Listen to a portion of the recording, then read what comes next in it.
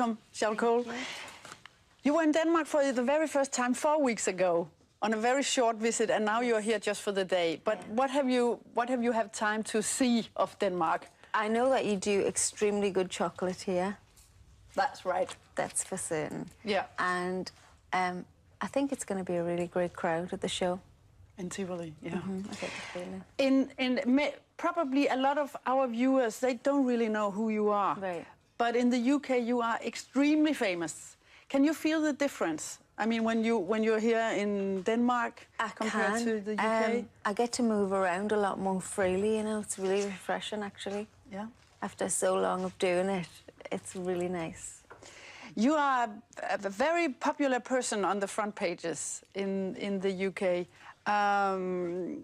Can you walk alone in the streets at home? I can. I mean, it's a little more crazy at home because I'm more recognised, but he has been perfect. I can come and go as I please, and, you know, nobody's staring. And do you have paparazzis hanging after you all the time? I do. Yeah? Yeah. And how do you cope with that? Because it's a condition, being such a famous person as you are. I mean, it's not something you ever get used to. It's always strange.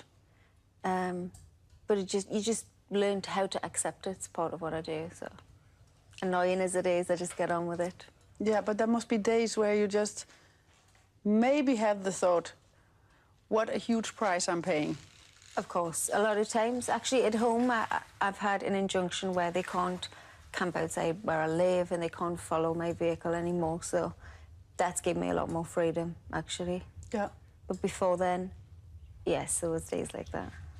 Has anybody in the business given you some piece of good advice? I mean, how to behave with all this attention you're getting, with all these paparazzis, with all this... I mean, honestly, nobody can prepare you for that. It's something, and it's something that's hard even for your family to understand unless they've experienced it or they've been close to hand when I've experienced it.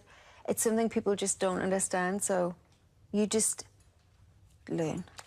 You just learn as that person what to do and how to deal with it. But nobody can tell you until you do it. Until you're in the middle of it. You've sold millions of albums, and you started as a singer. But as time passed, it seems that the press is more interested in all other aspects of your life also. Why is that? I just think basically it's boring to just keep writing about how many records I've sold or what costume I'm wearing today, how the dress is, you know. It's more interesting if they can write something a bit gossipy or juicy, you know. It's always been that way for me, though, so it's annoying, but it's just how it is.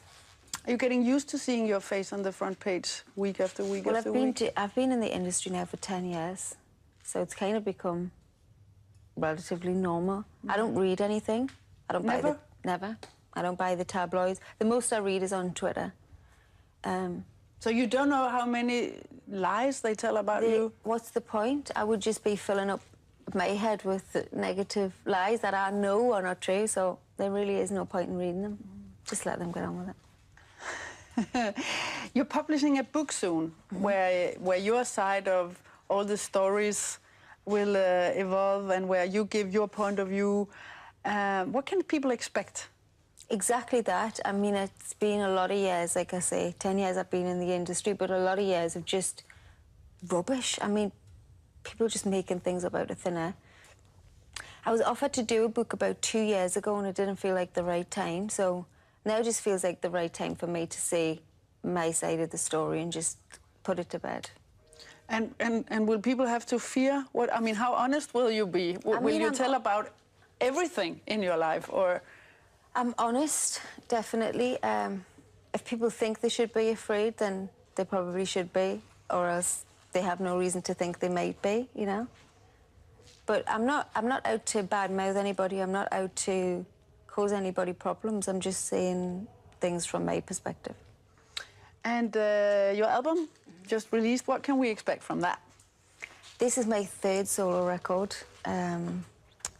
It is very much dubstep, dance, more than I've ever done before in that realm. I love it. It's my favourite out of all three. So I hope people enjoy it here too. I enjoyed talking to you. Thank you for very stopping much. by, and good luck in Tivoli. Thank you. Thank you. You're so damn good to me.